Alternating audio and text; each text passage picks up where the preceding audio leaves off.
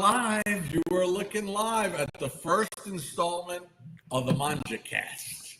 Bob Papa, nobody beats the biz. Chris Bizignano, giant insider newspaper podcast. You know, we are all jacked up about it. Yeah. All right, you talk. Listen. Okay, I thought I lost you there, Bob. I thought I lost you for a second. Okay. So, hey, can you hear me, Bob?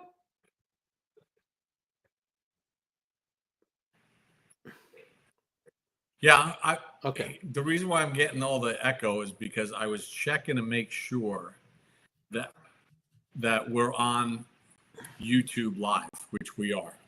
Okay. So now I'm going to come back to our area in which we're broadcasting from. So, chin chin. I got people in the background, chin and with me. You have to have a glass of red wine to join us, folks. Hey, you know how pumped I am about getting this thing on? We even have a Twitter handle now. I see that. Mangia-Cast. I see that. Mangia-Cast. Yeah, Rich, I'm going to work in that virtual background. I gave him a few ideas. Hey, Rich, This is how pumped up I am for this. We could share a glass of wine. We can have our own little restaurant, me and the biz. We can go to an Italian trattoria. We can go to a pizzeria. But if you really want to get salivating, we got some fresh pasta and fresh tomatoes to make whatever you want. And Bob, wait till you come up to Jersey one time. Maybe we'll have to do one from one of my favorite restaurants or one of your favorite restaurants down the shore or even up here by me. Bordentown, I got a few places. So we can do it. Look, we're pretty pumped up, right, Pop? I mean, look, we were on Sunday breaking down the 2 championship games. We had a great time. We had a lot of people watching, a lot of people chiming in. We had a great time. We drank some wine. And we got to see the Buffalo Bills come up just a bit short again, Bob. And they're going to have to work on what? Slaying that beast. Absolutely. Called the Kansas City Chiefs. And, you know, Bob, I'm a big fan. I know you are too. Big fan of Josh Allen.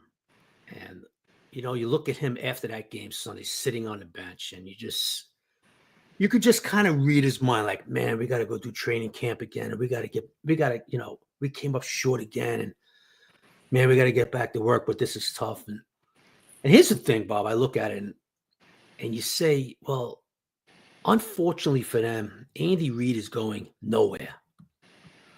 Patrick Mahomes is going nowhere.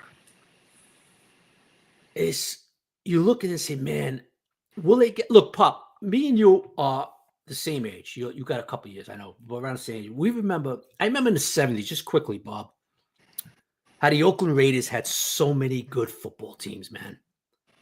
But the Steelers used to knock them out every year until they got them in 76, the Raiders, when Franco and Rocky Bly didn't play. And the Buffalo Bills, they're going to have to figure this out, Bob, how to beat these guys. They're probably going to see them every January because this team in Kansas City is going nowhere. How do you feel about that?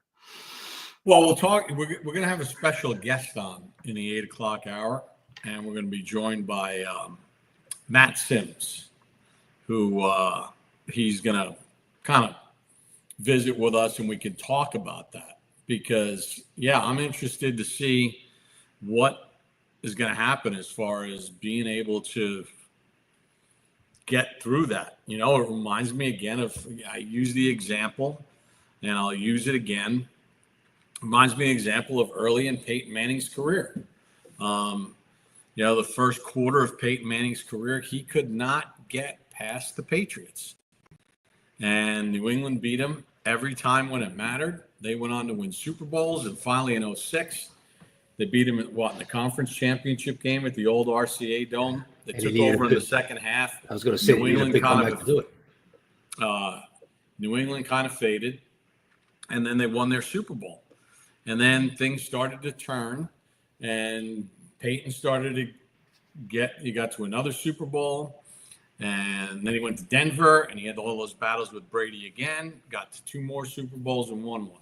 So, like Lamar Jackson, Josh Allen, and Joe Burrow, who has beaten them in the playoffs, they're going to have an opportunity. But let's set the stage here. So we're going to talk about the game.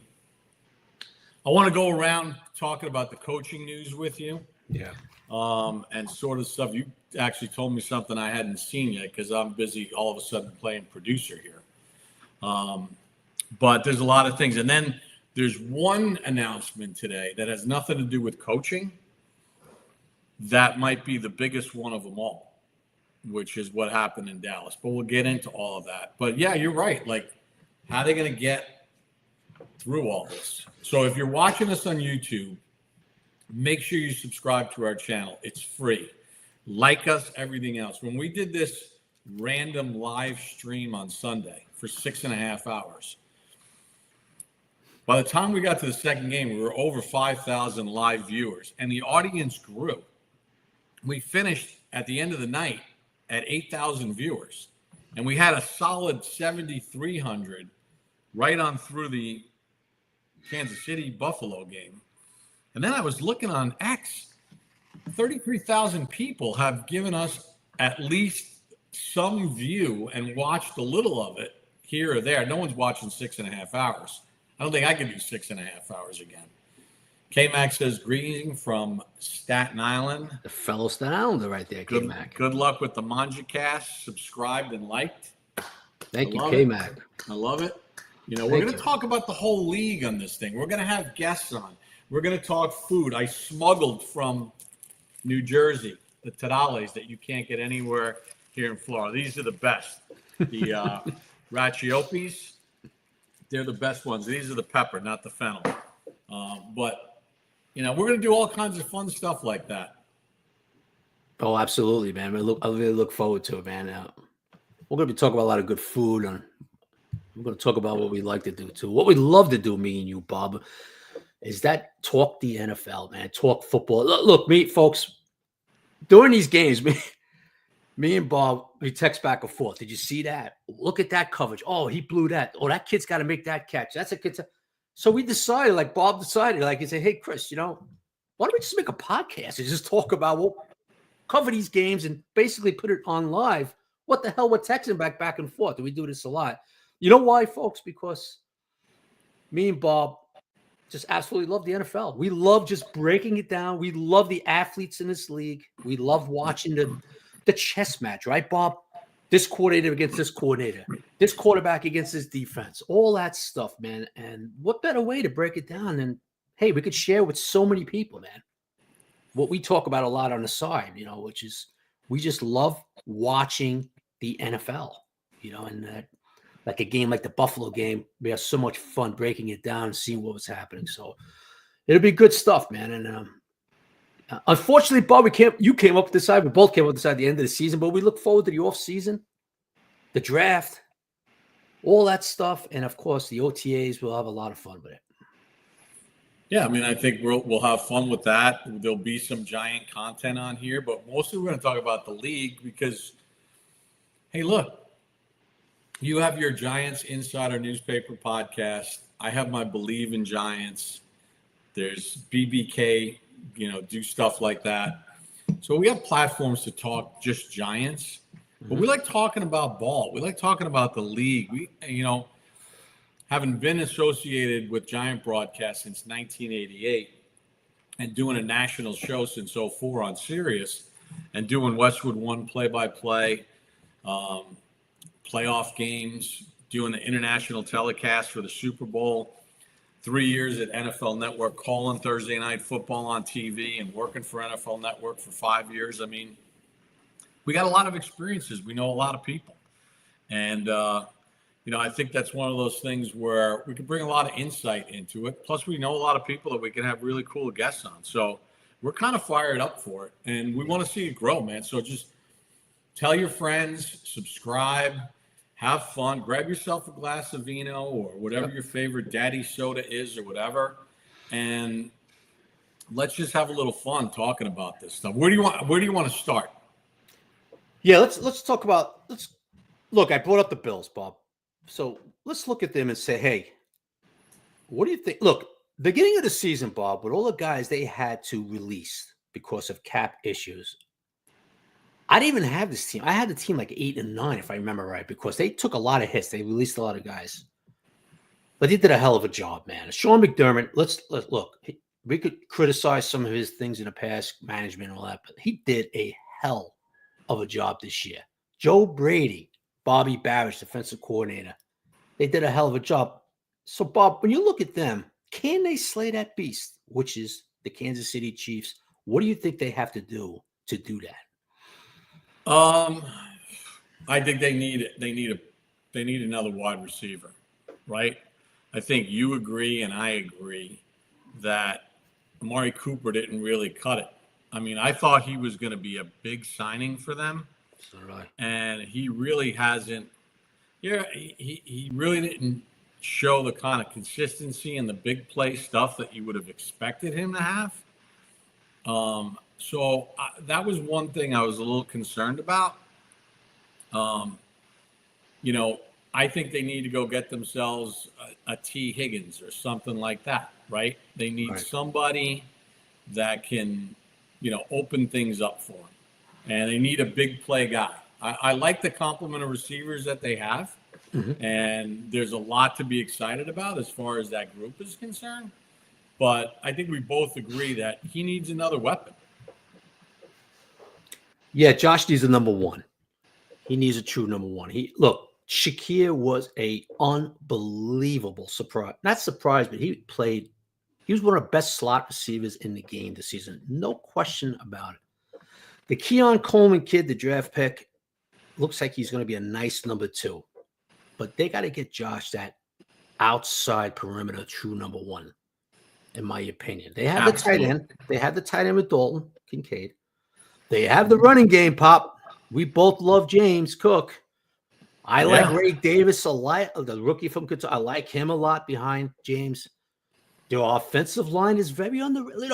Bob, when you talk offensive lines around this league, you don't really hear that much. You always hear the Eagles, of course, rightfully so. And you hear teams like Detroit, of course, rightfully so. But I tell you what, man, the Buffalo Bills offensive line is pretty good. It's pretty good. Deion Dawkins is a guy not a lot of people talk about as one of the top tackles. He's one of the better tackles in this league. So they're pretty good there. I think they could add a piece up front.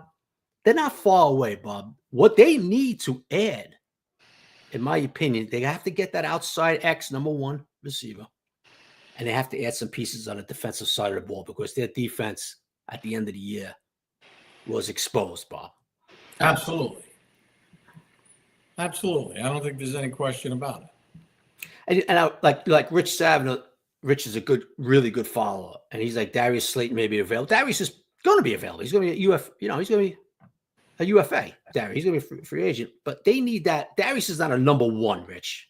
He's not the number 1. They need a number 1, either via the draft or I tell you, man, if I'm Buffalo, Pop, if T Higgins is going to hit the market, man, I am going all out for that young man to get him in here with Josh.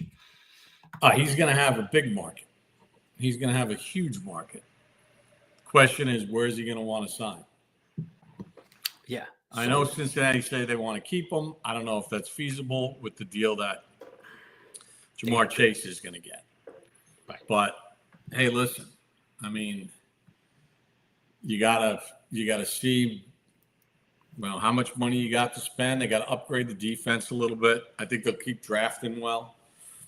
But it's a psychological thing. And at some point, you're going to have to slay that dragon. Let's see. Let's talk baked clams. That's my son, Will. Biz has seen the pictures. I was trying to get it up as a background. My mom makes the best baked clams. And she got this little secret ingredient she puts in there that you would not expect, which makes it Are you allowed to share it? Is Mom allowed to share this, or you want to keep it? Got it from a restaurant, actually. They were eating baked clams in a restaurant, and she complimented the chef. And the chef shared a little secret that he puts in his baked clams that just bring it to a whole nother level. Maybe one day I'll share. I got to check with her first. You check with Mom. You don't want to upset Mom. Definitely not. Nah, today is her birthday, January the 29th. Happy birthday, Mom. Can I tell you a little? Can I tell you a little New York? Happy birthday! Wait, today's your mom's birthday? 29th, January 29th. Happy birthday, Mrs. Papa. How old, Pop? I don't think my mom wants me saying her name, or age on the air. Okay, so happy birthday. God bless, man. Just stay healthy. Stay healthy. Keep staying healthy. Can I share a little baked clam story? It brings me back to when I was younger in New York. Yeah. So, me and my friends used to get this urge like 10 o'clock at night.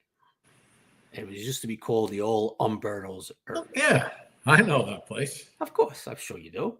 And we used to like 10 o'clock. You know what? Let's go over to Little Italy, man.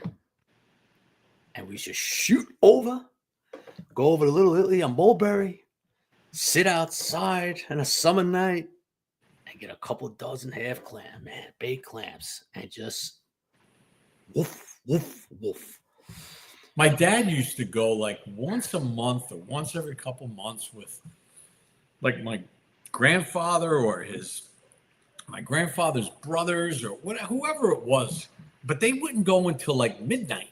That was the thing with Umberto's, Pop. Go ahead. They didn't go. I was a little kid, and they're going. Where are you going? Oh, we're going to have clams in down in Mulberry Street. The clams, yeah, but they would eat them raw. Oh, we see them raw too. They used to eat them raw. Yeah, So, but that was the thing. Like your old man, who was this? Your dad? You said, Pop? My dad, yeah. So that was the thing, and you could ask your dad, tell him, it was something about Umberto's. Like you didn't go to 8 o'clock at night, Pop. Of course, regular families went there. You had the dinner with your wife, girlfriend, whatever it might be. But the old neighborhood guys, it was like 10, 11 o'clock at night, and it's like, okay, let's shoot over to Umberto.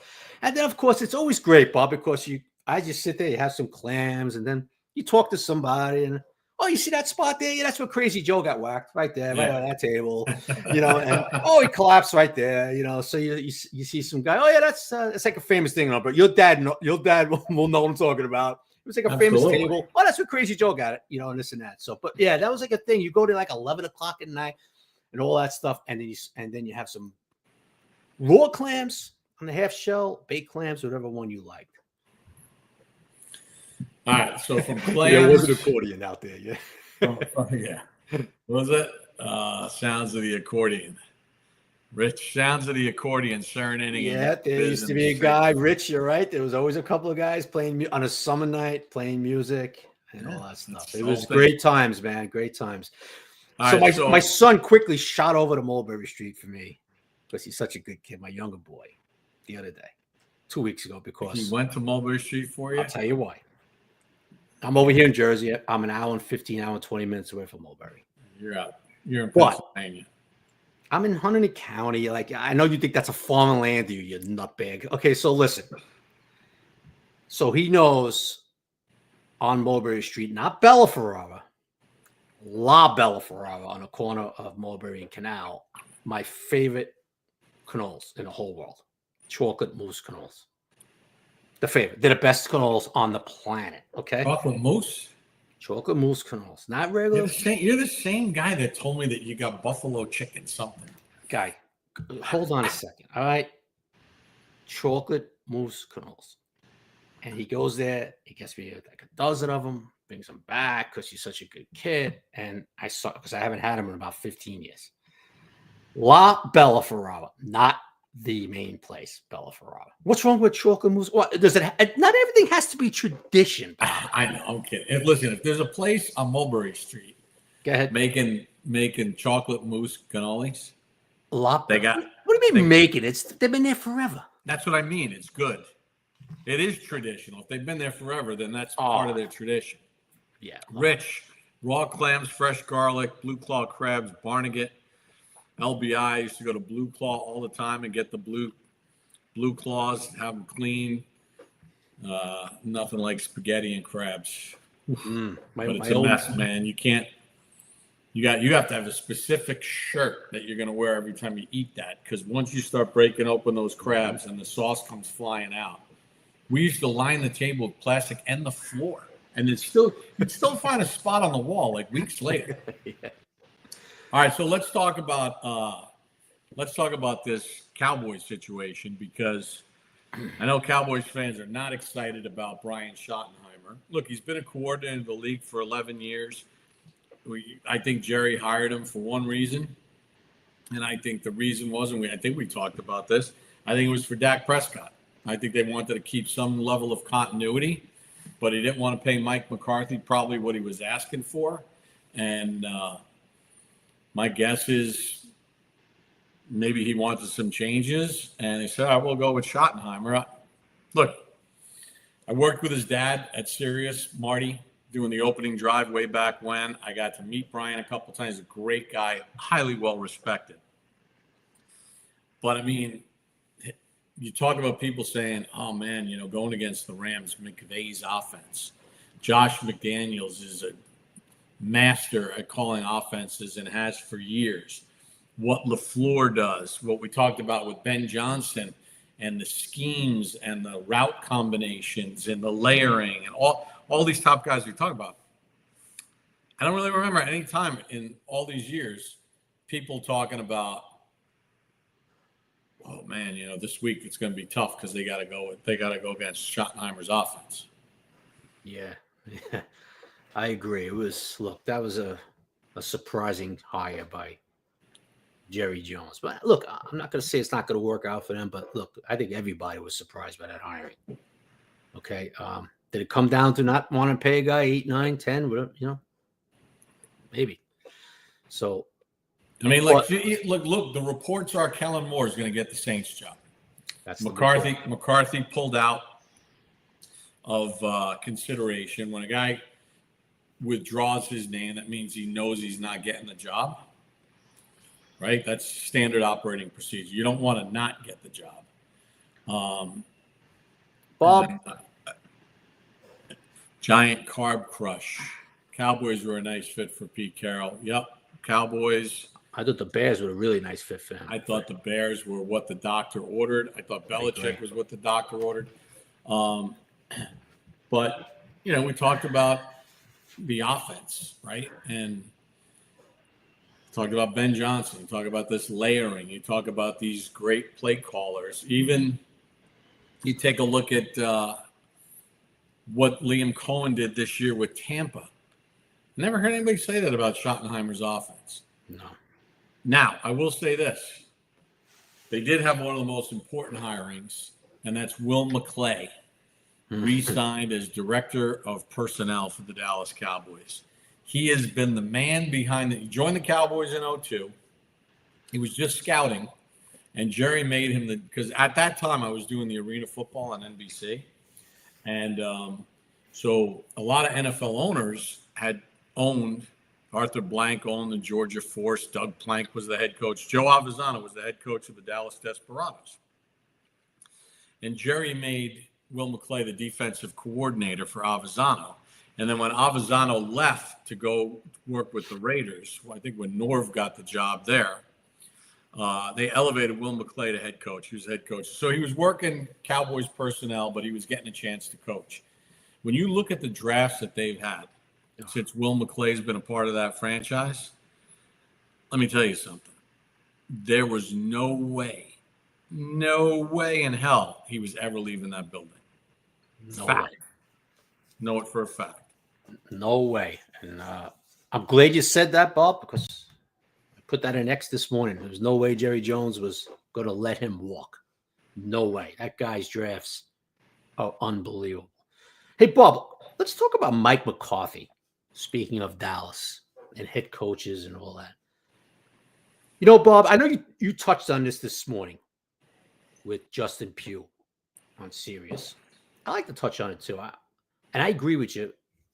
I think Mike McCarthy gets a real bad rap. Okay? This guy is a good football coach. There is no question about it. And you compared some records today with Mike Tomlin. McCarthy, Hembo from ESPN and the Pat McAfee show sent out a tweet on January the 14th. I'll just paraphrase it. It's just that Mike McCarthy needs a better publicist. 18 years as a head coach, 12 playoff appearances. Same as Sean Payton, same as Tomlin. I know Tomlin never had the losing season. More division titles than Payton and Tomlin.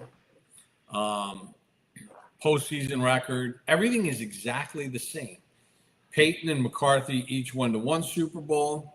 Tomlin went to 2. He won 1. Their records are exactly the same, but everybody lauds Sean Payton and Mike Tomlin. Tomlin's a walk-in for the Hall of Fame, and I'm not disagreeing with that.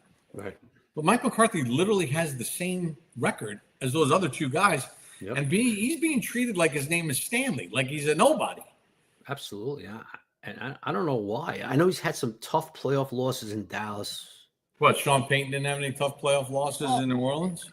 I don't know if it's because it's so amplified because it was Dallas. He had that one game, with the clock management loss, and then he got smoked last year by the Packers. But man, I tell you, he's a hell of a. When Troy Aikman this year, Bob, came out and said he wants to see whatever exact words he wants to see Mike. He expects to see Mike back, or they should bring Mike back to Dallas, whatever he used. I said right there, I was like, man, if Troy's vouching for this, if he's endorsing this guy, that means a lot to me when I hear Troy Aikman say, that guy's a good football coach. Yep. That means a lot to me. I remember it was obviously a Monday night game. I was like, whoa. I said, that's, because obviously Jerry talks to Troy and all that stuff, but it didn't work out there. But I tell you, I think they let a real good football coach walk out the door, man. And now maybe it wasn't the right fit, whatever. Now we got Walk with Vincenzo. Is that Vincenzo from Ponte Vedra? I can't see the picture. If that's my man Vincenzo, he opened up a place not far from here. His face. You could see his face on there. Well, let me tell you something. Vincenzo opened up a pizza place, Italian restaurant, right near here. It's off the hook. His wife makes all the pasta on premise, all the sauces, everything. They figured out a way to make the dough. Yeah, it is. It looks like it's your guy, Pop. He's saying yes, sir. In the comments. Can you read? Put your glasses on. Can you read? The place is off the fucking hook. It's that good. I mean, it's off the charts good. Like I can't believe how good it is. It is. That's your guy because he's commenting. So he said true, but if they brought D. Sanders in, it would have been a circus. So Vincenzo, I'm going to tell you something different. I don't know about that. Go ahead. There's crime that Vincenzo, and everybody in the public knows. And Deion's got his own specials, and it's all about Deion and all this stuff that he's doing. I work with Deion Sanders at NFL Network. I called a game with Deion Sanders. The last game in the old Cowboys Stadium was on NFL Network, and it was me and Marshall Faulk and Deion in the booth. Okay? There's a whole other side of Deion Sanders that's he ain't no dummy, okay? He's no dummy. First of all, he decided to become a coach when he left TV and he had success. And then he figured out how to parlay that to a big-time program, and he's changing Colorado around. Every former player that played for Colorado is fired up with what he's doing. He's got Pat Shurmur as his offensive coordinator. Don't laugh, Giants fans. Daniel Jones' best season as a Giant was when Shurmur was his head coach. 24 touchdowns, 12 interceptions that year, plus rushing touchdowns, accurate, decisive, everything. He would put together a good staff. His defensive coordinator at Colorado was outstanding and very well respected. He would have brought in good people and would have been like Dan Campbell. He would have been the CEO overseeing stuff. He would have handled all the hype stuff. But what's most important is what's most important. And Deion knows about winning football. And he knows about what it takes to play in the NFL and win in the NFL as a Super Bowl champion. I mean, this is a guy, how great was Deion Sanders? 92, 93, 91 of those years. He led Major League Baseball in triples, right? And he led the NFL in kickoff return yardage, all in the same season. So he would have put a good staff together, and it would have been a circus media-wise. But I think Deion would have been great. Bob, I could tell you, me personally, I'm glad he didn't get the job, man, because I think Deion would have did a hell of a job there in Dallas. Why do you think? Look, Pop, quickly. Yeah. Why do you think there was reports that Jerry Jones, from very reputable reporters, that if Jerry Jones called him and offered him a job, he was going to jump on it. Why do you think Jerry maybe didn't want to go in that direction? No idea. No idea. And we have no idea what conversations they had, to what extent. We know they talked with Pete Carroll, and then the next day he's going with the Raiders. I don't know. Maybe Deion intimated of some things that he wanted to be done differently. I don't know. But it never got to that next stage. But I think Deion would have been great. That's my opinion. Me too. We'll never know, at least not at this point. All right, we got our very first guest on the Mangia-Cast, who's going to join us right now. He's also one of my co-hosts on Sirius XM NFL Radio. You know, Sunday when we went live, I tapped into Sirius. I'm tapping into Sirius again, but he knows all about football. And I think he can maybe answer your question about how does Buffalo get over the hump. Some of these quarterbacks, the game, little Super Bowl thoughts on the conference championship games. Please welcome to the show, Matt Sims. Hey, Matt Sims. How you doing? How How you doing, Matt? I'm doing great. Hey. Unbelievable. I'm the most Italian guy on this podcast already. I love it, man. There you But, go. Hey, Matt, you have your wine? Matt, What's do you that? have your wine? You got to have your wine when you come on this podcast. I didn't know that was a requirement. You know, I thought that was just suggested reading, for this assignment. But yeah, next time I'll be more prepared. You got to be more Sister's prepared with that rear wine, end. Matt. Yeah. All right, so Matt, Yeah. I'm trying to convince Matt he needs his own Twitter handle. No doubt. What, Yeah, Matt doesn't gotta have his get own? Okay, go ahead. At Sims Complete. Can you explain to our audience right now what Sims Complete is? Sims Complete is essentially how it started, is my coaching platform. When I got done playing football, I was presented multiple opportunities to coach high school football players in private one-on-one instruction. What started out as 2 or 3 guys in the local area soon just exploded, it seemed like, into 25, 30 within just a few months. And from there, the birth of Sims Complete started. I originally named it Golden Arm Academy, and Leslie Ann Wade, who is just a juggernaut in the media world and the sports world as well, and worked with my father at CBS for a long time, just said, "You are an absolute idiot if you don't have your name in the title of your company." So I changed it to Sims Complete, and she was right. It's actually worked out much better since then. But yeah, essentially it's my coaching platform where I educate young QBs. Started out with high school quarterbacks, and now coaching kids in elementary school, middle school, high school, all the way through the pros. And it's pretty amazing how it's been built up over the past few years. How many years did you spend in the league? I was in the league for 6 years. 6 years. Yep, 6 years, and had a cup of coffee with the Buffalo Bills, the team that we'll obviously be discussing a little bit tonight, and spent the majority of my time with the New York Jets and the Atlanta Falcons. This close to a Super Bowl. Yeah, no doubt. Like, quite literally that close. Yeah. We run it a few times, maybe. Kyle, man. run the ball, Kyle, run the ball. Hey, everyone always mentions Kyle, and Okay, go ahead. that's my one thing where I'm just, it'd be nice if the shortcomings of our football team were spread a little bit to just the entire team. And I think sometimes Kyle, unfortunately, gets the bad end of the stick with that discussion for that specific game. But hey, that was a tough one. We really don't have enough time to talk about that game specifically. We could do that for an hour if you really wanted to. Well, Really let me just do an impersonation, because Yeah. Kyle does take a lot of heat. Yeah. But I'm sure your father can relate to this. I put the headset on.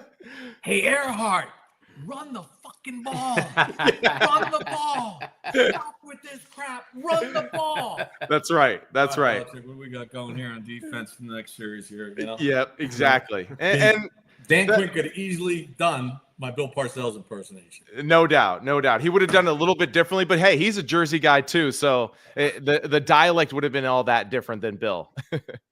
Yeah, the F-bombs would have been flying, Matt. For No sure. question For about it. sure. Yeah. Hey, Matt, before you come on, me and Bob were talking about Buffalo Yeah. and Josh Allen and what exactly they have to do, Matt, Because listen, we all know they have to slay the beast, brother. Yeah. Right? The Kansas City Chiefs are the beast for them. They can't get over the hump yet. So, Matt, when you look at this Buffalo team, what do you feel they have to do to finally get over that hump and beat these guys? The opportunities were there this past weekend. Everyone's talking about how, like, well, what do they need to do? How about let's line up in a legal formation 2 times to start the game? I mean, championship teams don't line up in illegal formations in a championship football game. I just, that to me is like, all right, that's a starter. The other one, too many drops, too many missed opportunities, too many plays where we're passing up opportunities to maybe be aggressive and kind of push it a little bit and allow our quarterback to take over the game at times. And it's frustrating for me as a former quarterback, because I think extremely highly of just guys like Lamar, Josh Allen, Joe Burrow, all that stuff. And right now they're in a tough position because Patrick Mahomes is a legendary quarterback. I really do think that he is the MJ of this generation. But he's also being coached by Phil Jackson. And I think that's something that a lot of people miss. And why can't we just say it's Brady and Belichick all over again? No doubt. No, you know what? It's just, you're right. You're right. It is. It's Brady and Belichick all over again. And, Bob, I think you would appreciate this take because we have these discussions sometimes during the commercial break of our show on Friday. Which is what we're hoping the Mangia-Cast is. No doubt. No doubt. Hey, this is all commercial break, all gas, no break. But I think we have to remind owners and fans, don't always fall in love with the young, exotic, hot offensive coach when you're hiring a new coach. Andy Reid is that old guru on the mountaintop type of guy. And how did he get there? A lot of failures and shortcomings in Philadelphia. And the Kansas City Chiefs, to their credit, went with a guy who was extremely successful, came up short numerous times, including the Super Bowl as well. But they believed in the fact that he had a winning formula. They believed in the fact that this was something that was going to continue to be successful no matter what. And through his experience and knowledge, I think we saw that throughout the game. We saw just all these small, nuanced, intricate plays that continuously got the Kansas City Chiefs out of tough situations, whether it was man, whether it was zone. It was just consistent with how he was able to dial up the proper play at the proper time. And in the past, we've always said, well, he's got great offensive guys on the staff like Nagy and Bieniemy and all. It doesn't matter who the hell he's around. He seems to always have the answer against the opposing team, whether it's the creativity in the low red zone, whether it's the triple option with Patrick Mahomes out of the wishbone formation. Mm-hmm. There just is an endless Rolodex of plays to be aggressive. And on the other side of it, Joe Brady, you could see it. He still is learning his way through being a championship caliber offensive coordinator. And when you have that combination versus a guy like Spags, it's unbelievable. And I really think that's what it comes down to. They just got out-coached and they really lost key situations throughout the football game. And the other thing too, Bob, right? We talked about this all the time. Stop, for me, like Buffalo Bills. Why the hell are we going for 2? Even I said this to you guys with Baltimore the week prior to that. Why are we going for 2 when the game is still in hand? There's still a ton of game left. Kick the damn extra point. There you go. And Rich felt the same way. Just keep the momentum going. Scoring a touchdown and then getting denied on a 2-point conversion feels like you're like, wait, what did we score? I don't know. Like, it takes all of the juice and energy that you built up with that drive by failing with the 2-point conversion. So that's one of those like small ticks that I have with everybody in the NFL this year, where it's just like, well, the analytics are this or that. Well, the analytics, and now I sound totally like Phil Simms, but they don't take into account just the actual like psychological effect that it has on the team. And then you're always playing catch up after the first failed 2-point conversion. So that was one of my things, but ultimately it comes down to coaching and just a lack of execution in critical situations by the Buffalo Bills. And, that really is what it comes down to, is just the basic, simple things between winning and losing. Go ahead. Go That was a ahead, long Biz. ass answer, right? No. I tell you, Matt. No, that was a great answer, Matt. It wasn't a long ass answer at all, Matt. I tell you what, it amazed me and Pop were going crazy when he went for the 2 in the first half. Like, why are you chasing points now, Right. Matt? Isn't it amazing? I'm sure Pop and Phil goes out of his mind too when he sees that, right? Yeah. Isn't it amazing how these coaches can't seem to figure out the 2-point, when to go for the 2-point? I guess they're looking at the sheet or somebody upstairs, the analytic guys telling them, oh, yeah, you got to go for it. How about the other one, Matt, where they had the offsides penalty and they went on a 1-yard line and they went for the 2, Right. right? Just kick the field goal. Just Yeah. kick the Just field kick goal, the- Matt. Kick the extra point. It's I Matt. know. It's mind-boggling to me watching this week after week how these coaches can't figure out this 2-point conversion chart. Yeah. They should have been up 31-28. Cost them. Right. It cost them. Because then Kansas City's not going for 2. They would have just kicked the extra point. Most likely, they would have been down by 3. No doubt. No doubt. And I think for an offense in general, just to reiterate this again in a different way, but like even for the quarterback, when it's a failed 2-point conversion, it is almost like you didn't get a 4th down conversion in a critical situation too. Like, damn, missed opportunity. And just that's where I feel like it has that compiling effect on a football team as well. But credit to Spags. I think he did a great job of mixing up different looks. A lot of the times in third and medium, third and short situations in the NFL, you're almost like guaranteed man coverage. That's exactly what we saw, from the Buffalo Bills consistently in their defense throughout the night. In critical situations, they went with man coverage, whether it was third and short or medium, and even in the third and long at the end with Samaje Perine to end it. But that's where I think Spags really just did a masterclass as far as how to game plan an opponent and to take calculated risks. And the last play, for example, where Josh Allen still makes the play to give Dalton Kincaid an opportunity to catch the football. And I agree, difficult catch and all that. But so was Julian Edelman's difficult catch off a tip pass over the middle against us in the Super Bowl. And that dude caught the damn thing between his legs. And that's why they won the game. That's why we lost the game. But in that situation, really what the Bills should have done offensively to protect themselves, because you're not sure who is blitzing and who's not blitzing, you typically would do like a fan protection. And what that means is in the middle of you'll have the center. He'll get the most dangerous person to him. And then both guards and tackles to either side will essentially be working inside out for the 2 most dangerous people that come up to them next. And I think if they would have done a similar blocking technique like that in that critical situation, that would have taken the initial heat off of Josh Allen from Justin Reed to the right really quickly. And that's the as they say, when you see color as a quarterback, that's where you react and you try to get out of there as quickly as possible. If they would have eliminated that internal pressure immediately at the line of scrimmage, then I feel like Josh Allen would have done a great job of making Trent McDuffie miss or drifting away from him, creating space, and then having time to throw the football and to win that game. But again, it goes back to just Spags doing things and exposing offenses and really just their inability to react in critical situations like that. You know what Spags isn't going to do? Because we've seen Philadelphia go into this bag a lot during the season. We saw it in the first game against the Giants. Yeah. We've seen it in other games.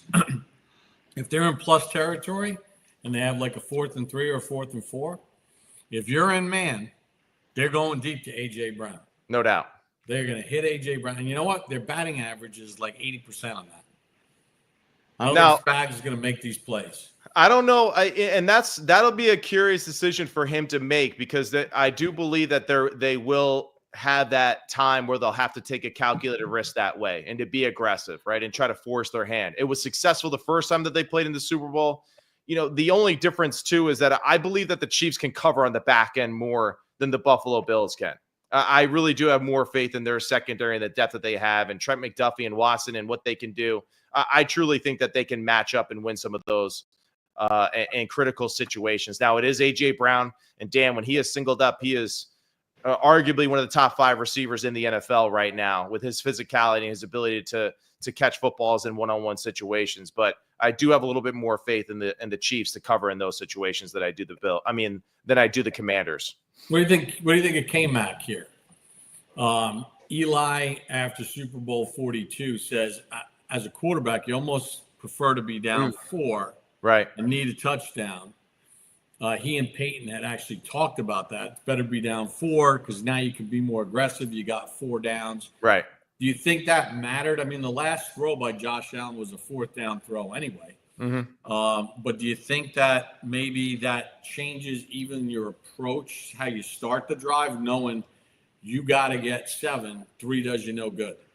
Yeah, I mean, Eli would know because Eli's been in that situation. So whatever he says goes in this situation. But I think also just to layer it in another way, what he's saying is sometimes when you're playing for a field goal, you kind of end the drive at this imaginary line where like, oh, this is where the kicker is good from, you know, He misses it. Yeah, exactly. And I think that's one of those things that he's talking about is that just, you know, we got to the 30-yard line. He's good from here, or he's good from the 34. We're safe now. We don't need to be. And I think that's what he's saying with that. When you're down 4, it's really easy. We're being aggressive. We're cutting it loose, and we're going to get in the end zone. That's what we need to do to win. And I think it takes out that awkward gray area sometimes that teams find themselves in critical situations late in game when they're trying to play for the field goal.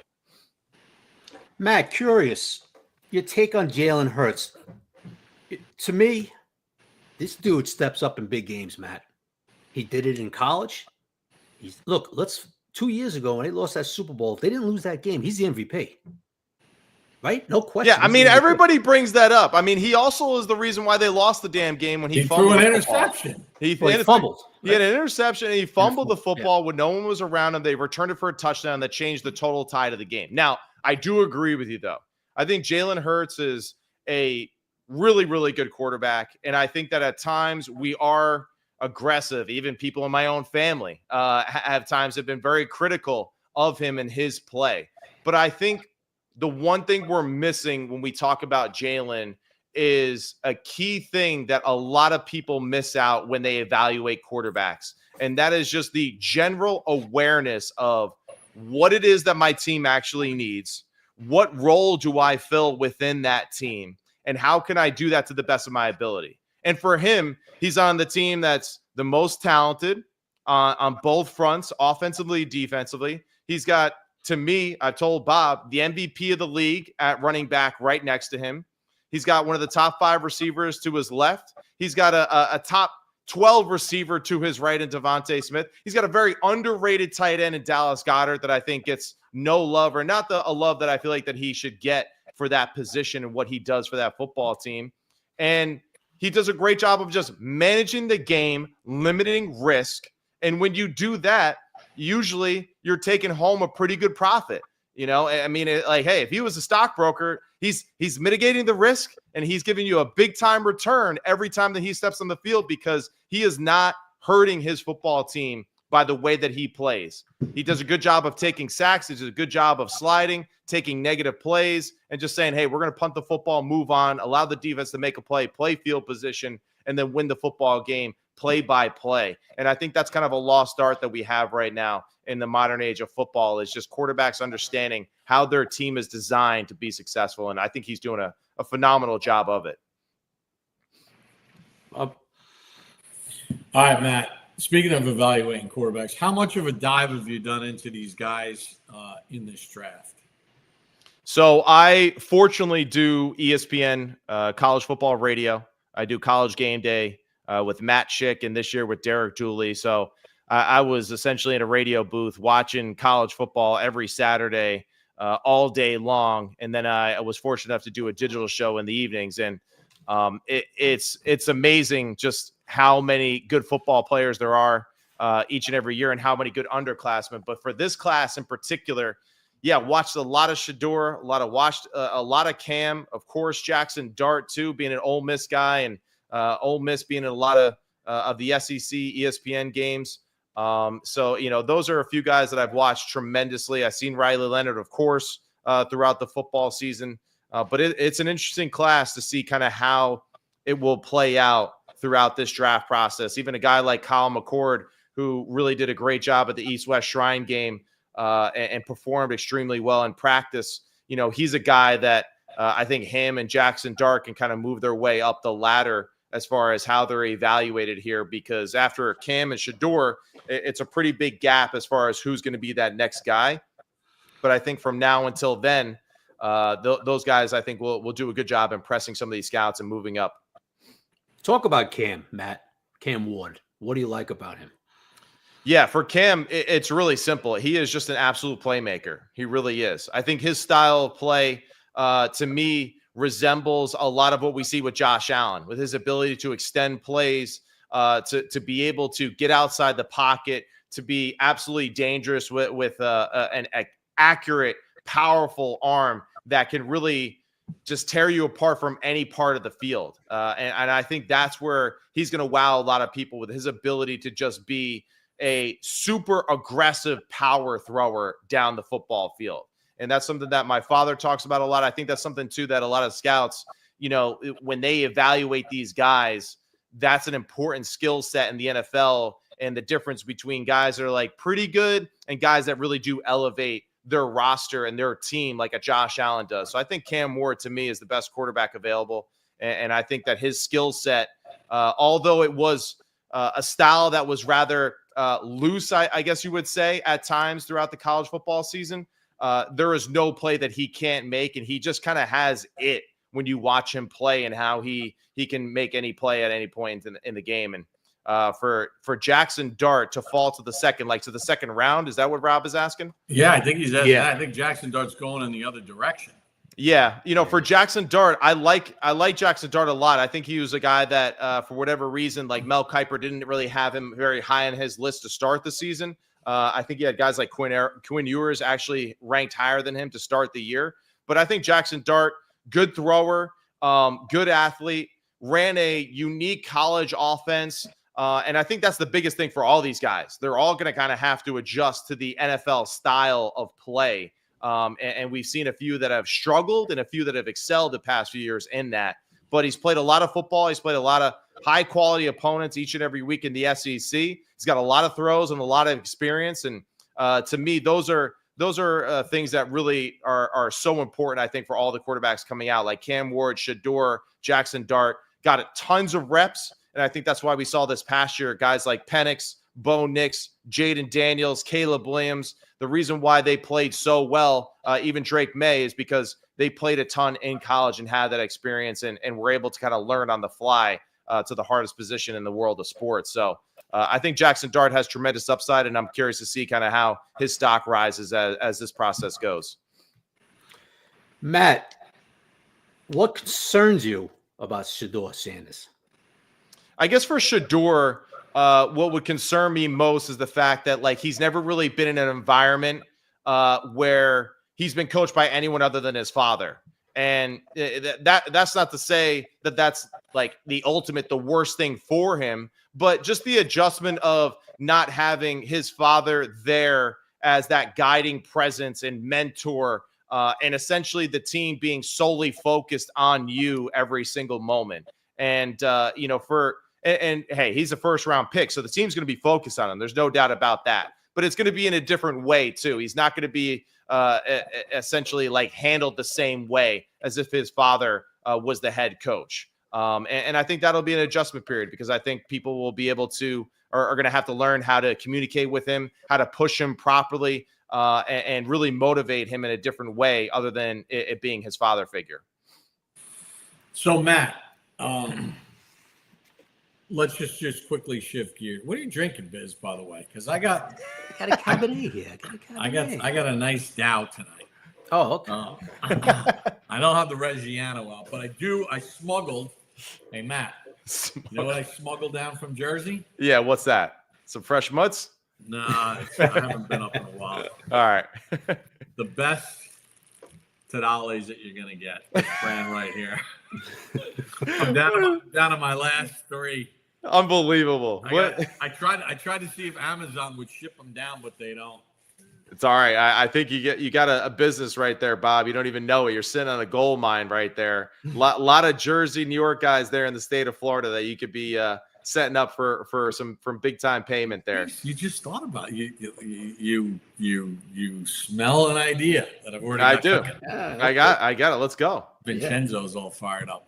So let me ask you this: Buffalo mozzarella regular. Ugh. Let me ask you this: your favorite coaching hire in this cycle? The favorite coaching hire, man. Well, after Jerry Jones's press conference the other day, I can't go with that one because even he wasn't excited about that. But I mean, think about that too. Like, I am taking the biggest risk. I mean, like, that is just wild, man. But I'm excited for Aaron Glenn. I really am. I really look forward to just seeing how he is at the head spot, and I think it's really just a great story. And a full circle moment, too, to go back to the team that drafted him to now be the head coach of the team. I think that's truly special. I'm excited, too, for Ben Johnson. I really am. I'm curious to see how the prodigal son as an offensive coordinator becomes a head coach and what that looks like for Caleb Williams and how they develop as an offense and as a team. So I look forward to that one. And then for the Jags, man, walk with Vincenzo, my man. What are the Jags doing? OMG. I don't know what the Jags are doing. But Liam Cohen, man, good for you, dog. I even said to Bob the other day when we were on Sirius XM, I'm like, man, I think I'm making a huge mistake by doing this radio crap with you. I should probably get into the coaching world and see what's going on here, because Liam's rise to a head coach in the NFL is unbelievable. It's ridiculous. It's unbelievable. He was the OC at Maine in 17. The only thing that would have been crazier was Deion Sanders becoming a head coach in the NFL. But at the same time, he's prime. So that's a whole different, category. But he's more qualified.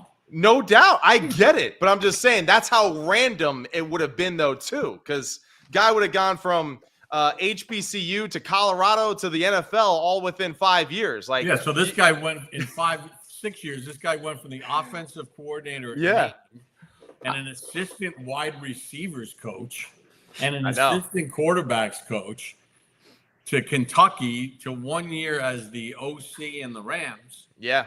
Then he gets to Jackson. Then he gets to Tampa, and maybe it was Baker Mayfield. I was just going to say, you know who should be thanking Dave Canales and Liam Cohen should be thanking Baker Mayfield. No, that is it. Right, Matt? I mean, look what Baker has done for those two guys. No, it's definitely Baker, the Baker's man, taking care of all these dudes right now, because I don't care what offense it is. The dude is going to be making plays, and it's unbelievable how good of a football player he is. And I really just can't say enough good things about Baker. I enjoy watching Baker as much as any other quarterback in the NFL right now by the way that he competes. So the one that I think is the best. Yeah. And you didn't even mention it. The combination of Mike Vrabel and Josh McDaniels. Yeah. Because, look, he's been a head coach. He's had success. He's gotten his team win divisions, number one seeds, all that other stuff. Never really had the quarterback. And as great as Derrick Henry is, it proves you can't win in the NFL without a better level quarterback than Ryan Tannehill was. Right. I mean, to win a Super Bowl. And then you bring Josh McDaniels in, who is his record is not even debatable when it comes to an offensive coordinator. I mean, Mac Jones went to the Pro Bowl when Josh was the OC. Right? I mean, I love that that's the ultimate feather in his cap, though, too, with everything that he's done in his resume. He's like, he got Mac Jones to a Pro Bowl. I mean, that just tells you. Look what he did with the Patriots, right? And I know Brady's great and everything else. But whatever he does, he's not a head coach. Right. He's got two swings at it. You're done ski. But, but I think that's the best hire of them all. Yeah, honestly. Is. It is. And I guess I didn't even really think about it, one, because I feel like it was just so long ago compared to some of the more recent hires. And it just, to me, that's like the safest pick out of all of them to go with because of his experience and because of how comfortable he's going to be in that environment too with New England. And I think his press conference too was really interesting. Just the fact that he brought up this word entitlement and saying that we're not going to operate like that here and all that. Like, I think he was saying a lot without saying too much about how the organization was run in that 1 year that Coach Mayo was there. But Vrabel's the man. He really is. And I think Vrabel, too, he truly understands what Mr. Kraft is looking for, what that organization needs to match its environment. And I think that's something that people lose sight of a lot. Even a guy like Josh Allen, like he fits the Buffalo Bills, right? I mean, he matches what they are. Nick Sirianni, I mean, to me, he reminds me of just a Philly dude, with the way that he carries himself and his attitude and his brashness and his confidence. And, and I think that's really an important thing that a lot of teams forget.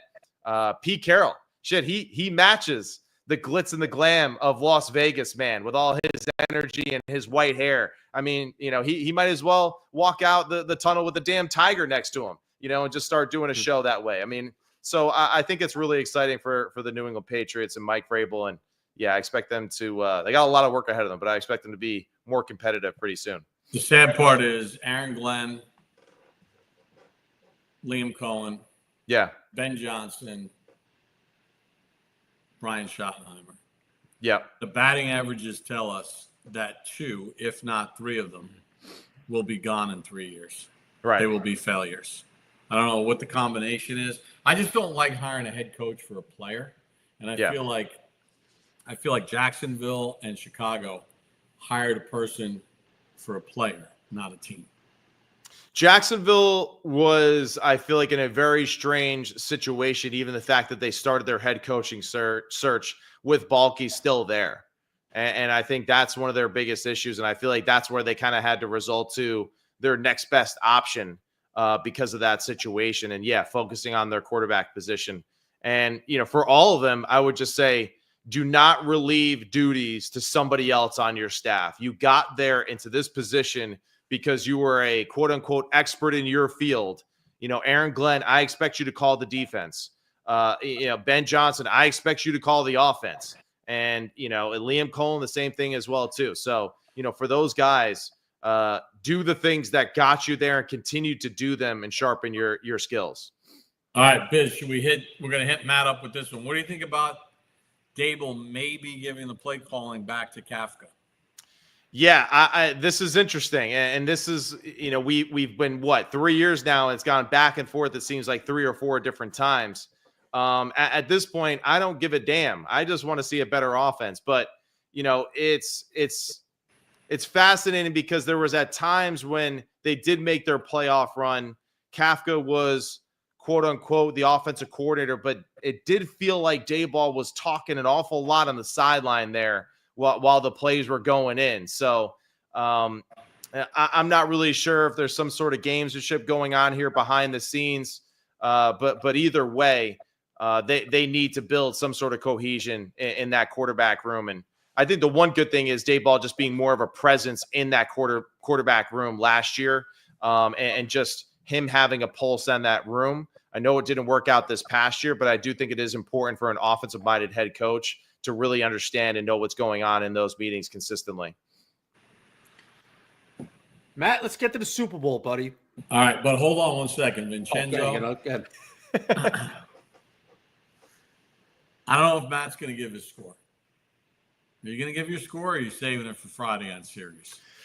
Yeah, I mean, why not? I mean, I could give a score. I could give 2 scores, one here, one for Friday, and, we'll see what happens, man. Maybe I'll get lucky on one of them. I only took 2 communication classes when I was at Fordham. I was a finance and marketing major, but I worked at the great WFUV. Right. And for those of you who are old enough, there was a guy named Stan Fischler who used to do hockey, sideline ice for the Devils and the Islanders, whatever, on Sports Channel New York. And I took basic and advanced reporting. Everybody at WFUV took Stan's class because it was awesome. It was only 1 day a week. And it was for like 3.5, 4 hours. But he brought in, Marv Albert came as a guest. Okay. Jim Carvalho. Like, he brought in these unbelievable guest speakers and stuff like that. Right. And he told us the story. He goes, yeah, because he wrote for all these hockey publications around the country and in Canada. And he's like, because you know what the key to my success is? I pick the Stanley Cup winner for every city that I write in for. So you can never. You're always going to look like a genius. No doubt. When the Toronto Mail asks me to write something, I write a column and I talk up the Maple Leafs. When they ask me in Montreal, so Matt, exactly. You can obviously switch your pick for our show on Sirius on Bob, Friday. who won 10 a.m. noon Eastern, by the way. Sirius Channel 88. That's right. Check it out. who had the most pick? Who won the season? You or Matt for the Don't picks? even get into that. Yeah, that's right. That's right. Now, Bob won the regular season, and I don't know. Maybe I was off my meds last Friday, but I won it. I'll say that. I picked the Commanders and the Bills to win. Matt, on and he Sunday. had Matt, I was with you, bro. I won both dogs myself. He had a 1-game lead, Yeah. and he could have buried me or guaranteed a tie, but instead he went. What's the fun in that? So now I got a 1-game lead. And so you better do the over and under then, just the tiebreaker or something. But like Robert Greene writes this book called 48 Laws of Power, and one of the laws is don't outshine the master. So that's what I'm doing. I'm trying to hang around Sirius a little bit longer, collect a few more paychecks, just trying to think that I'm right there underneath Bob. So I'm all comfortable and getting paid and taken care of. so can I tell you a famous golf story before we get to your Super Bowl pick? Of course, yeah, absolutely. Give me some time too to think about it a little bit more. Okay. So my longtime broadcast partner and colleague John Cook.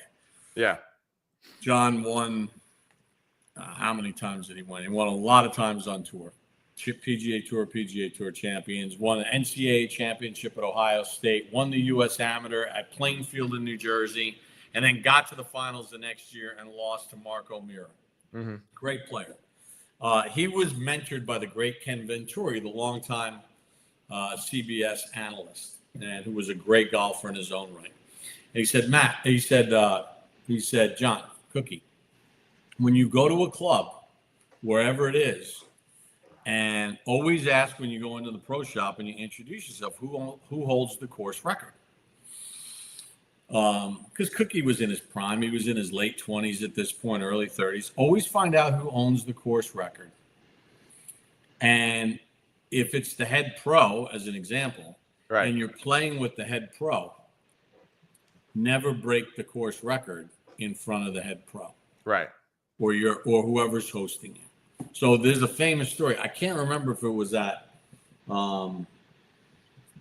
Cyprus out in the. I can't remember, but he went out to play. He was in his prime, and he's birdieing everything. And he's through 15 holes. He's on track to not only break the course record, but to shatter it.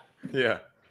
Next thing you know, he hooks one into the ocean, scrambles to make a par, but doesn't make a birdie.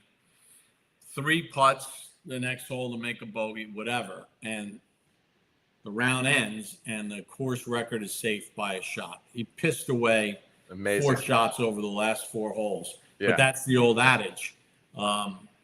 Never break a course record if the head pro owns it and you're playing with him. Right. Whoever you're playing. So Matt, are you saying Matt tanked it on purpose last week? What are you saying here, Bob? He didn't tank it. He just screwed it. Chris, absolutely. Bob is the head pro here at Sirius XM, and I am going to do my best to tank it, no doubt. So come on, the Commanders. Let's be serious. Come on. Now the Bills. I feel like there was a shot. There was opportunities there. Listen, if the Commanders don't give up a 4th and long, bold. They don't commit all the stupid penalties. And then after Philly scores, they don't fumble on the ensuing kickoff and then commit another penalty. No doubt. And if they don't do those 15 things you just said, they might have a chance to win. Like, you know what I mean? Like that's where well, it would have been somewhat in a game. Man. Yeah, no doubt. It's just they were in a whole take the gun. All right, so come on. No doubt. They're in a whole other class. All right, Matt, come on. All right, Vincenzo, take it easy. Listen, his last is Vincenzo. I'm guessing he's got boxes he's got to fill out at $50 a square. Vincenzo's got a pool going in the restaurant. Don't stereotype Vincenzo, okay? Don't do that. You're better than that, Bobby. But not to keep the man waiting. It's called the Mangia-Cast. We can say it. We could say,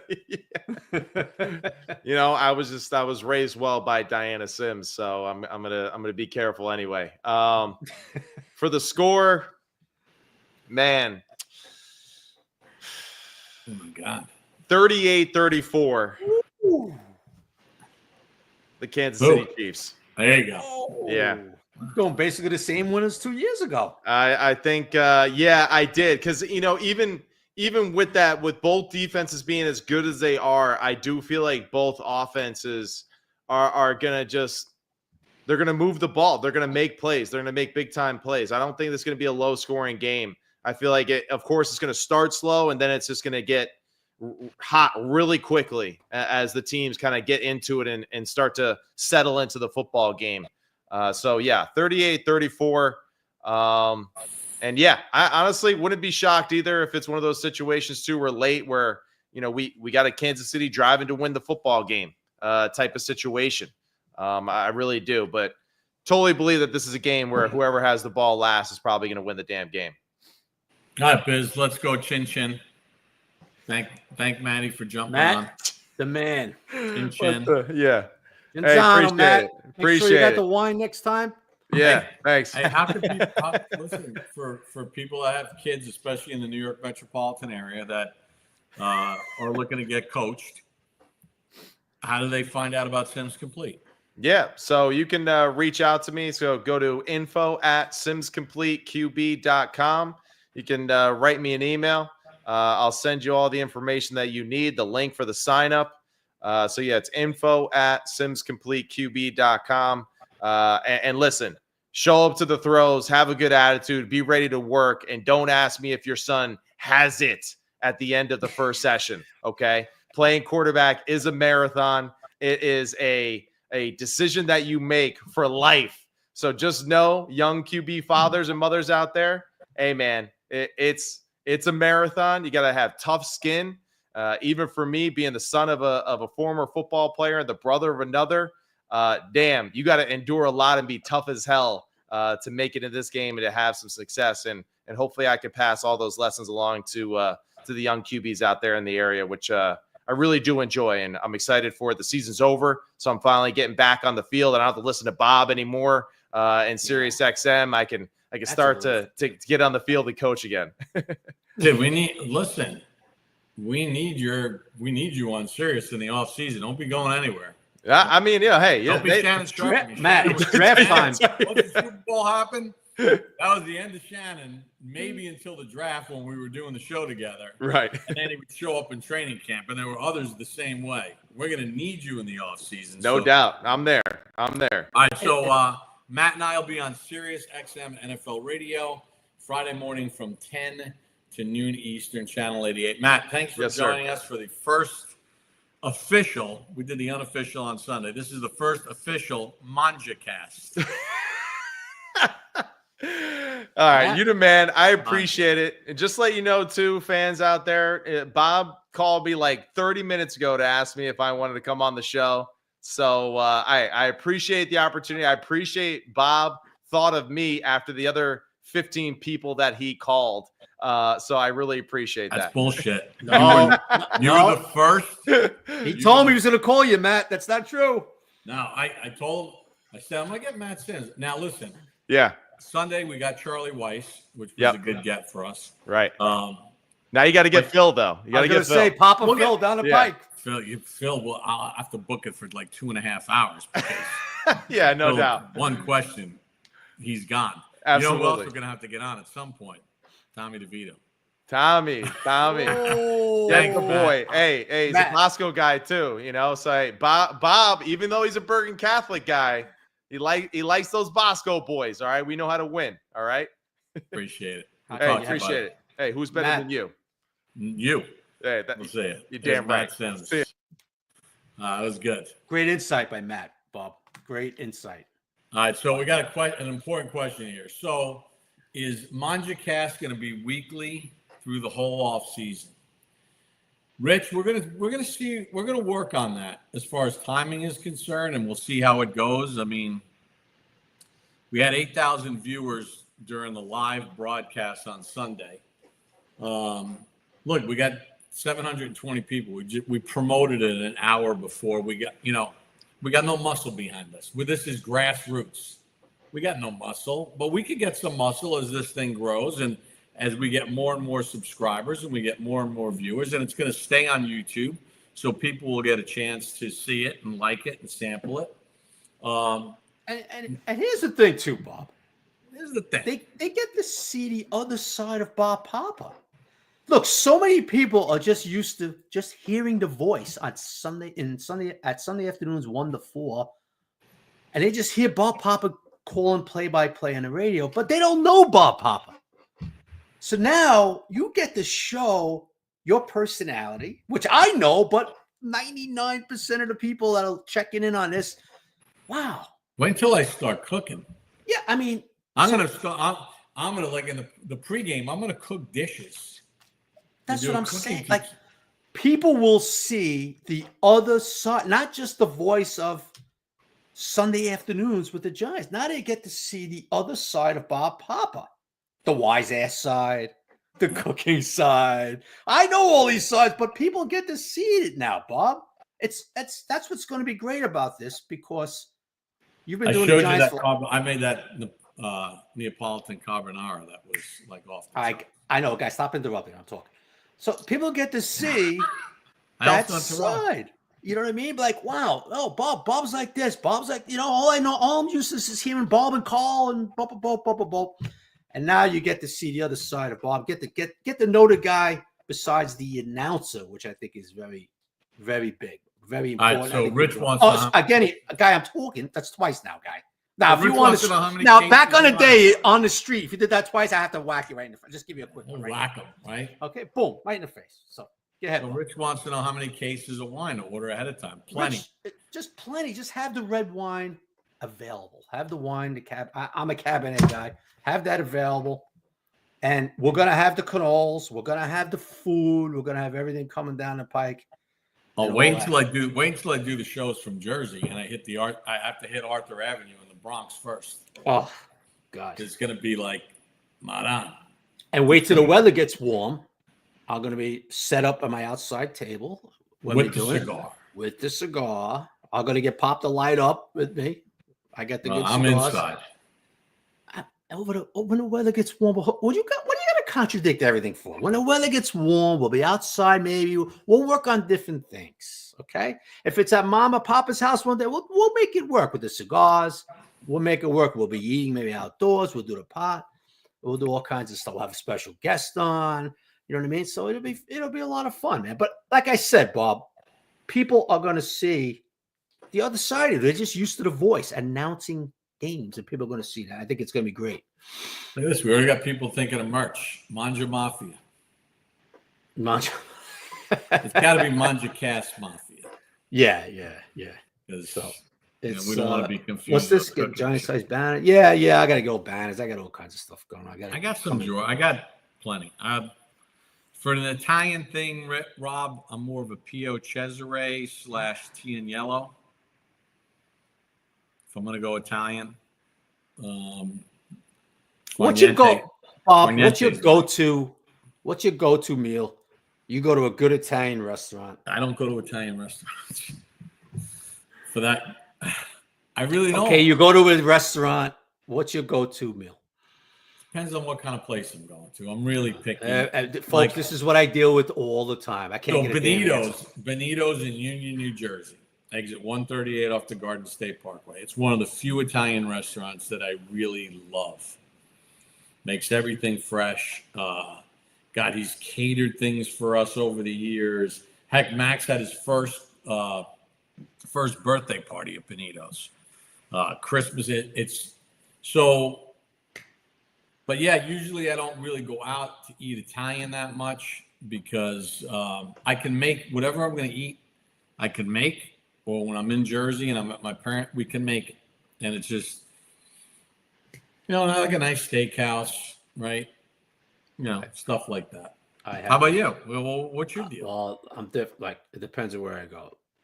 Like, I have a restaurant in Bordentown. Me and Jerry Foley are well aware of.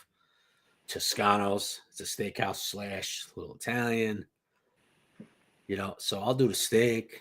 I'll do the chicken parm. It depends what mood I'm in. Then I'll do fish. It depends what mood I'm in. I don't really have a go-to meal. Our guy Don Sperling and Carl Banks, they're staples at River Palm in Edgewater. That place is good. Is that a steakhouse, Pop? It's an Italian style steakhouse, right? Like you can get a lot, but they have That's some of the that's best. the one I just mentioned. They'll Italian have style some of the steakhouse. best sushi. Oh, really? You know what? Don Sperling, Don's watching. He's over down that way. We'll have to light up and maybe hit that place one night. Dude, I make a nice chicken francaise, Rob. Maybe I'll make that one night for the show. Here's the funny thing. Here's Geico's right here. Chicken parm. If they can't make a good chicken parm, I don't go back. Everybody's families are different, Biz. Yeah. Do you know I never had chicken parm until I went to college? Really? In our family, Wow, your mom never made that? we never made chicken parm. Wow, I'm surprised. Until I went to college and I saw a chicken parm sandwich. I had no idea what it was. Eggplant parmesan, yes. Eggplant parmesan sandwich, yes. In our family, on my mother's side, my father's side, I never once ate chicken parm. Wow. Never once. And our families say, that's American version of Italian. It's not real. Maybe in other families it is. I don't know. Yeah, probably. But in our family, chicken francaise, chicken piccata, chicken marsala. But the only Parmesan we ever had was eggplant Parmesan. Wow. Never had chicken Parmesan until I was in college. Wow. Okay. I saw a chicken parm sandwich. I'm like, what is this? Like, you never had chicken parm? I thought you were Italian. I'm like, no. But every family has their every own family's a quirks. little different. Yep. Like sauce or gravy. Yeah, Like, it's sauce, guy. It's sauce. Yeah, see, so I'm a gravy guy. Gravy's what you put over potatoes, guy. So like with roast beef. That's the way gravy. it was Roast beef, explained- gravy, potatoes. The way it was explained to me as a kid, in our family, you had marinara sauce, you had clam sauce, you had that. But once you put meatballs, sausage, and braciole in, once you put meat in, then it became a gravy. So we had macaroni and gravy because when I was a kid, it wasn't called pasta. No. It's called macaroni. It was macaroni, yeah. Macaroni. We have a macaroni and gravy. Yeah, that's also. Or we'd have Friday nights because we didn't. Jesus, until I was in college, we never ate meat on a Friday. Okay. It was always linguine and clam sauce, homemade pizza. That was my job, spinning the pizza. Right. We'd have shrimp. We'd have this, that, but never meat. But everybody's family's different. I judge nobody. You want to call it sauce? Yeah. I call it gravy. Yeah. Because it's marinara sauce. Look, Listen, you go to all these new fancy restaurants now. Heck, if you're in LaGuardia Airport, the Italian joint they got there, or you go to an Italian restaurant, what's one of the things that's on the menu? Sunday gravy. Oh, it was always Sunday. Yes. I'm sorry. I was thinking chicken. Yes. But it's called Sunday gravy. Yeah, it's called gravy. It's not called Sunday sauce. No, it's called It's gravy. called gravy because it's loaded with the meat. So I think the gravy people win the argument because restaurants are now putting it as an entree. Yeah, I'm not going to go you win the argument because it's on damn menus. Then I'm not going with. I'll tell you that right now. But No, you just hate doesn't it. matter. Right. Hold it. I'm the first guy to admit when I'm wrong, but I'm not going to go, Look at Vincenzo. Yes. For Florida. Vincenzo, Papa's been raving about you. I'm raving about you. My man Lou Bavaro is coming over from Naples, not Italy, Naples, Florida, who's got the best rib place I've ever eaten, baby back ribs, Mickle Bob's. We're going to come over. We're going to eat with Vincenzo. Who's going to come over? My buddy Lou Bavaro. When you come down to visit. Oh, I ever come down, if I ever get an invite down to Florida, we could play a little golf and maybe we'll visit Vincenzo. That would be nice. So, I mean, I know you. We're going to do a show from Vincenzo. We're going to do the Mangia-Cast from Vincenzo's. I'll be happy to. Write it back. Light up. I hear nothing but good things about this place. Sounds good to me, Pop. All right. So, look, we started promoting this thing at 7:30 p.m. tonight. I spent the afternoon on my computer trying to figure out how to hook up StreamYard and X and YouTube. We now have a Twitter handle at Mangia-Cast. We have a YouTube channel, Mangia-Cast. So tell all your friends to subscribe. Obviously, once this thing is on YouTube, it's going to live in perpetuity once I hit end stream. The shit on X went off the charts.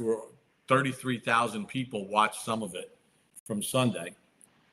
Oh, so the guy said, you're going to do this regularly. We're figuring it out. So next week, I'm going to be in Morocco. Unfortunately, I'm not going to be at the Super Bowl. But I'm going to Morocco, PGA Tour Champions, Trophy Hassan 2. I'll be in Rabat, which is a gorgeous city, by the way. I ate cow brain there last year at a restaurant. Really? It was actually pretty good. Was it good? Yeah, I'll tell you what. You almost kind of like spread it on bread. But we ate in this walled city. I'll bring back some pictures for the next. Did somebody kind of like trick you in that, or you knew it was cow brain? No, Yeah, I'm going to try it. No, they told us. Okay. And they told us this place looked like it was out of a movie. So the old city is all walled in Rabat. Rabat's the capital, but there's a walled old city. So the taxi drops you off. The restaurant knows you're coming because of your reservation. They say meet at this spot where there's a door at 7:25. Throw the number out there. Right. And a dude dressed up like he's from Aladdin shows up with a lantern. Okay. And then they walk you through this Medina, cleanest Medina I've ever seen, completely different than Marrakesh. Marrakesh's Medina is like you see in a movie, an Indiana Jones movie, all these alleys and shops and spices everywhere. Yeah. Rabat is clean. And this guy's got a friggin' lantern because there's no lights in there other than the store lights, but a lot of them are closing. And the guy's got a lantern and he's walking, and we're making lefts and rights and lefts. It felt like an episode of Get Smart. Wow. And finally we get to this place, and I videotaped the whole thing. I got to see if I could show it. I don't know the technology, but I'll figure it out. And then finally his hand goes out, and you walk into this place, and it's unbelievable. Everybody's dressed the same way, like in the full Moroccan gear. Mm-hmm. And they sat us at the table, and they talked us through everything that they were going to serve. And it was phenomenal. Because remember something, Morocco, Tangiers is what's the mid zone of Morocco.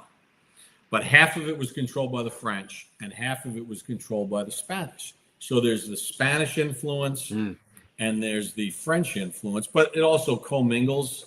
Right. And Tangiers was called the neutral zone for years. So there's a lot of French influence in their food. Like they serve this appetizer with this pastry with these cheeses and meats in it that like blew my mind. Wow. I'll have to show you these pictures. But anyway, this is but they talked us through everything that they were putting on the table. Mm-hmm. And I was sitting there with Bruce Kaufman of PGA Tour Productions and our producer, Rob Sharp. And I'm going, it was stewed. The cow brain came in small little ramekins, and it was stewed in this tomato sauce. And you had the bread or whatever and I put a little on there, and I said, and it tasted very buttery. Here's the reason why it's hard to like is because of the consistency. So if you just say you like a steak medium rare, and you have yourself a nice T-bone steak or ribeye or New York strip. You know that outer layer of the fat, that whitish, cooked a little bit, and sometimes you get a bite of that. That was the consistency in your mouth. Okay. So the consistency was a little tough, but I was going to say that'd be a little tough. Flavor was pretty good, and it was stewed in this tomato whatever they had. So it was good, but I'll bring pictures. So what we're going to try to do, that was a long-ass-winded story. But needless to say, you'll be visiting this place again next week. Yeah, we're going to go. I figured that. Yeah. Long-ass story. Oh, it's 10 cents on a dollar, so you can go for a nice meal, and it ain't costing you arm, a lug, or a brain. Yeah. Yeah, exactly. So here's the plan, because Biz and I talked about this before the show. There's a 6-hour time difference. So I'm thinking maybe if we go live at 6 or 7 next week on Tuesday or Wednesday, That'll be midnight or 1 a.m. where I am. I'll probably ought to be a few glasses of wine into it at that point. So I may not have the wine with me. But I think we'll try to do one from Morocco next week. So we can potentially, do a full Super Bowl preview. Sounds good to me. You have to let me know. I'm here. You're over there. So. Well, yeah, the big question is, can I get onto StreamYard internationally? Yeah. Can I get onto YouTube? Yeah. I think I can get on it. I know I can get onto Twitter. We could at least do it live on X, whatever the hell it's called. Very true. Yeah. You got people willing to golf with you when you come down here? Rob, I get a lot. Let me tell you that Rob Koch is a very good friend, very big follower. I think I know he's a Tampa Bay Lightning guy. He's a Florida guy. He invites me all the time. I get a lot of invites for golf. These people that watch the Giant Insider Pockets who will now be watching us. All right, so how do you know Rob? He's a very, very avid follower of the Giant Insider Podcast and on X, and he has invited me before down to Florida to play golf. He's a Tampa Bay Lightning fan, if I remember right. Where does he live? Rob, where do you live again? I think he's by Tampa. Or Sarasota, one or the other. The Sarasota is gorgeous, except for the Hurricanes. But I like this comment here. From coaches to Super Bowl to cow brain. That's what we're about. But that's what we're going to bring you on this thing. We're not going to just go straight up shit. We're going to give you some maganots. We're going to bring you a lot of different things. One of our friends wanted to know, when you take the cast outside, when you take the show outside, you're going to bring what year is that banner from? You're going to bring the banner outside with you? No, I will not be bringing a banner outside. No. Spring Hill, Pop. Where's that? Tampa? Isn't that Tampa, by Tampa? I have no friggin' idea. I don't know. I didn't even know where Huntington County was, let alone Spring Hill. I should have asked Matt when he was on, because he's a Jersey guy. He wouldn't know either. I guarantee you. Oh, stop it now. Stop it. Spring Hill, Florida, 130 miles from here. North of Tampa. From Ponte Vedra. Thought so. I think my uncle used to live in Spring Hill. 3-hour drive. It's on the West Coast. That's like. My uncle used to live by there. Yeah, that's West Coast. That's north of Tampa. North of Clearwater, St. Petersburg. Florida's a big-ass state, man. Big-ass state. So, all right. He's from Somerset County. Not far, Vincenzo. You're not far. Hey, Vincenzo's family have owned restaurants throughout that area. Vincenzo's, I think, in Bedminster. Oh, okay. They had a place, or maybe his dad still has a place or whatever. I guarantee you Vincenzo knows what Huntington County is, wherever it is. You might be the only guy in the history of New Jersey that doesn't know where that is. I know where it is now. Guy, when I asked at the Giant game and you told me, where's that? I was like, are you kidding me right now? Are you for real? And you were like dead serious. Oh, where's that again? No. I mean, how's that possible? So from where I'm sitting right now, it's 3-hour, 33-minute ride to Spring Hill. Yeah, no, it's over by St. Petersburg and stuff. Yeah, it's a hike. That's a hike from you. Yeah, it's 5 hours to Miami Airport, which I got to do on Sunday to get the charter to Morocco. But that's not here to know. All right. All right, brother. So Banks and I, we end the podcast. Tell a friend to tell a friend. That's obviously for Believe. You and Jerry have a specific way you like to end? Sundays are Giants days. We have your voice doing it. Oh, that's right. So I think let's try this one out, since this is the first official one. Do we go Chin Chin Manja? Yeah. Let's do that. Let's do that. We got 780 viewers. All right. Chin Chin. Listen, everybody. Thank you. Chin Chin. Chin Chin. Manja. God bless, baby. Thank you. We'll keep you posted on our socials when we're coming up next week, if I can do it from Morocco. If not, we'll talk to you the next week. Take care, everybody. And thank you so much for being a part of us. As Vincenzo says, ciao. Ciao.